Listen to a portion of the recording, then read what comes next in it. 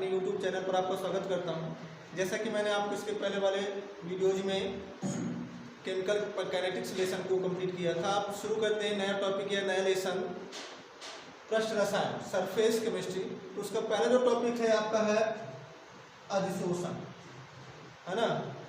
अधिशोषण, adsorption क्या है? तो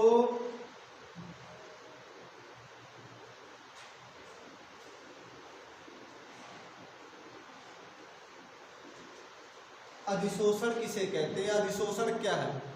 तो अधिशोषण वह प्रक्रिया होती है जिसमें किसी पदार्थ की सांद्रता किसी अन्य पदार्थ के पृष्ठ पर अधिकतम होती है। बोले ना, तो ये पृष्ठ पर होने वाली एक प्रक्रिया है। जैसे हमारे पास कोई दो पृष्ठ हैं, एक पृष्ठ जिस पर कोई पदार्थ आके जुड़ रहा है और वह दूसरा पृष्ठ जिसका कण आके यहाँ पर क्या होता है, जुड़ता है ना।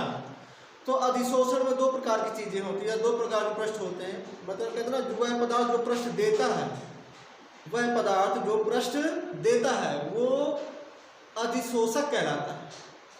वो क्या कहलाता है? अधिशोषक कहलाता है। और जिस पदार्थ के कण आके पृष्ठ पर जुड़ते हैं, जिस पदार्थ के कण आकर पृष्ठ पर क्या होते हैं, जुड़ते हैं, वो अधिशोष्य कहलाता है। वो क्या कहलाता है? अधिशोष्य कहलाता है। तो बोला जाए कि अधिशोषण एक पृष्ठ पर होने वाली प्रक्रिया होती है। अधिशोषण एक पृष्ठ पर होने वाली प्रक्रिया होती है जिसमें अधिशोष्य की सांद्रता पृष्ठ पर अधिकतम होती है। अधिशोष्य की सांद्रता पृष्ठ पर क्या होती है? अधिकतम होती है, अर्थात ये पृष्ठ पर ही जुड़ती रहती है। क्या कहलाती है? अधिशोषण कहलाती है। मतलब जैसे आप सिंपल सी चीज देखते होंगे कि चुंबक में आप जैसे लोहे के कणों के ऊपर फेरते हैं तो चुंबक पर लोहे के कण क्या हो जाते हैं? चिपक जाते हैं, चिपक जाते हैं ना। तो जब चुंबक के पृष्ठ पर लोहे के कण चिपकते हैं तो जो चुंबक का पृष्ठ हुआ वो अधिशोषक हुआ, और लोहे के कण जो उसके पर चिपकते हैं वो अधिशोष हुए। वो क्या हुए? अधिशोष हुए। जिस प्रकार ये हमारा व्हाइट बोर्ड है, क्या है हमारा? व्हाइट बोर्ड है। व्हाइट बोर्ड पर हमने मार्कर से कर दिया, ठीक है ना। तो मार्कर में जो ये पिंक या जो इंक के कण हैं उनका पृष्ठ पर ही तो है। ये थोड़ा ना कि ब्लैक बोर्ड या व्हाइट बोर्ड के अंदर चले गए, नहीं गए ना। जब पृष्ठ पर ये जुड़ रहा है, यही प्रक्रिया क्या कहलाती है? अधिशोषण कहलाती है। जैसे हमने इसको पृष्ठ से हटाया, ये पृष्ठ से क्या कर दिया? हटा दिया, अर्थात ये पृष्ठ से हट गया, संपूर्ण भाग में नहीं है। जब संपूर्ण भाग में नहीं होती वही प्रक्रिया हमारी क्या कहलाती है? अधिशोषण कहलाती है। अधिशोषण के बाद आता है आपका अवशोषण।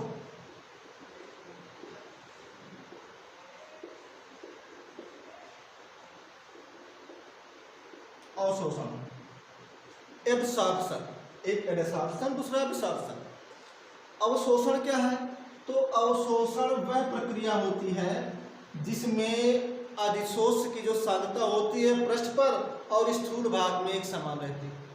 मतलब इसमें जो जुड़ने वाले कण होते हैं पृष्ठ पर भी उसी समान होंगे और अंदर भी एक समान होंगे। जैसे हमने कोई व्हाइट कपड़ा ले लिया, ठीक है ना, उस कपड़े को किसी कलरफुल पानी में डुबो दिया तो कपड़ा कैसा हो जाता है? कलरफुल हो जाता है।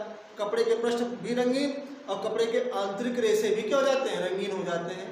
अर्थात अवशोषण में जो प्रक्रिया होती है स्थूल भाग में, स्थूल मतलब अंदर, और पृष्ठ भाग में एक समान रहती है। ये क्या कहलाता है? आपका अवशोषण कहलाता है। अब यदि हम दोनों में अंतर समझना चाहें कि अधिशोषण और अवशोषण में अंतर है ना, तो अधिशोषण और अवशोषण, अधिशोषण और अवशोषण में अंतर क्या होता है, डिफरेंस क्या होता है? तो यदि पहले देखा जाए तो इसमें लिखा जा सकता है ये केवल पृष्ठ पर होने वाली प्रक्रिया है। पृष्ठ पर, केवल ऊपरी पृष्ठ पर होती है। यह पृष्ठ और स्थूल भाग दोनों में होने वाली प्रक्रिया है। ये ओनली पृष्ठ पर होती है, ये पृष्ठ और स्थूल भाग दोनों में होती है। अब इसमें देखा जाए पॉइंट नंबर सेकेंड, है ना। इस प्रक्रिया में जो अधिशोष्य की सांद्रता होती है पृष्ठ पर अधिक होती है। अधिशोष समझ रहे हैं ना, जिसके कण आके जुड़ते हैं, जिसके कण क्या होते हैं आके जुड़ते हैं वो कहलाता है अधिशोष। और जिस पर जुड़ते हैं, जिस पर क्या होते हैं, मान इस पर जुड़े, वो कहलाता है अधिशोष। इसमें अधिशोष की सांद्रता पृष्ठ भाग पर अधिकतम होती है, इसमें अधिशोष की सांद्रता पृष्ठ में और स्थूल भाग में एक समान रहती है। ठीक, ये थर्ड नंबर पॉइंट में देखें तो जो अधिशोषण की प्रक्रिया है, जो किसकी प्रक्रिया है? अधिशोषण की प्रक्रिया प्रारंभ में अधिक होती है और समय के साथ धीमे धीमे धीमे धीमे घटती जाती है। उसी प्रकार जो अवशोषण की प्रक्रिया होती है मेरे समय बोला जाए तो ये एक ही समान रहती है। ये प्रारंभ में अधिक होगी, समय के साथ घटती जाएगी, लगभग एक समान रहती है। नेक्स्ट देखा जाए, ठीक, तो ये एक प्रकार की ऊष्माक्षेपी प्रक्रिया है।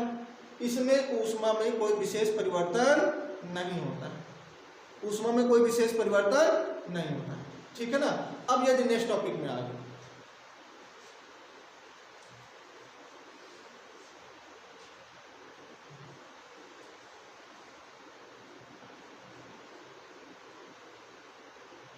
अब क्या गया, विशोषण। तो क्या गया, विशोषण, डिसॉर्प्शन। विशोषण क्या, तो हमने बताया जैसे हमने ये व्हाइट बोर्ड में ये कलर किया या मार्कर के कुछ लाइनें कर दी है ना, तो हमने कहा व्हाइट बोर्ड के ऊपर ये जो ब्लैक लाइनें की, ये तो आपका क्या है, अधिशोषण।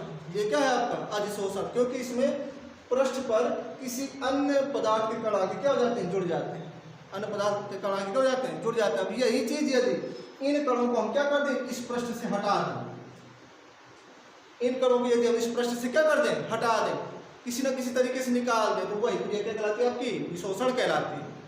अर्थात अधिशोषक के पृष्ठ से, जिसके पृष्ठ है ना, अधिशोषक के पृष्ठ से अधिशोष को हटाने की प्रक्रिया ही क्या कहलाती है, विशोषण कहलाती है।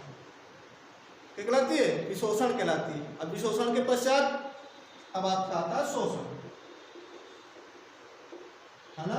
इसको सिंपल सी भाषा में लिखा जा सकता है कि एडसॉर्प्शन प्लस एब्सॉर्प्शन कॉल्ड,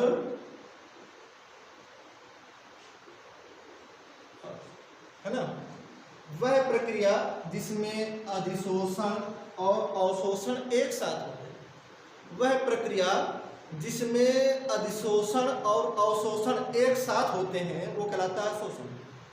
वो क्या कहलाता है, शोषण, ठीक है ना। जैसे एग्जांपल में देखा जाए, माने हमारे पास कोई पृष्ठ है, इसमें ये कण आके ऊपर जुड़ गए,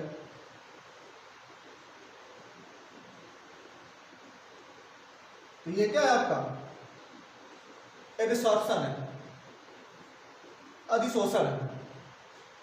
अब प्लस पृष्ठ पर भी कर दिया जाए,